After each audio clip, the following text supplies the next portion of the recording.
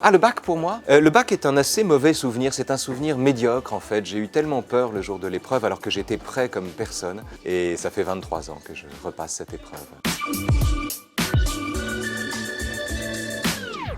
On ne jette pas de la poudre aux yeux. Les correcteurs sont formés pour repérer ce genre d'arnaque. La bonne technique, c'est de ne pas céder à la tentation du thèse, antithèse, synthèse. Une dissertation est un exercice d'approfondissement d'une thèse. Donc on creuse une thèse et en la creusant, on va croiser les problèmes. Et ce sont ces problèmes-là qui vont donner la matière à un autre angle de vue, qu'on a tort d'appeler une antithèse, qui est juste un approfondissement du premier point de vue. Et puis cette démarche-là, c'est en s'approfondissant qu'on chemine jusqu'à la réponse à la question première, c'est-à-dire à la problématique. Mais j'insiste là-dessus, la dissertation, c'est l'approfondissement d'une thèse qui permet de croiser les problèmes qu'elle rencontre.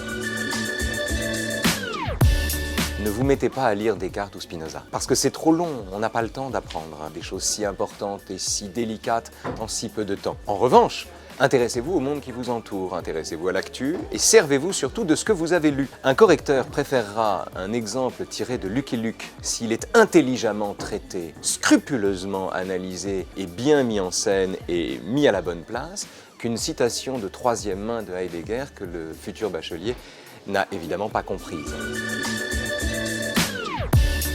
On met ces expériences personnelles dans les dissertations, évidemment. La seule limite, c'est de dire « je ». On ne parle pas à la première personne. C'est-à-dire que se prendre soi-même pour exemple ou pour modèle, c'est une chose, mais il ne faut pas le dire, il ne faut pas le montrer. Ce qui m'arrive à moi, ce que je pense, ou mon opinion, n'a aucun intérêt. Ce qui compte, c'est la capacité que j'ai à élever mon opinion au rang d'argumentation. Donc ce qui m'arrive à moi n'a aucun sens, sauf si j'arrive à donner à ce qui m'arrive à moi des contours plus généraux, plus vastes, plus humains, en somme, qu'individuels. Bon courage!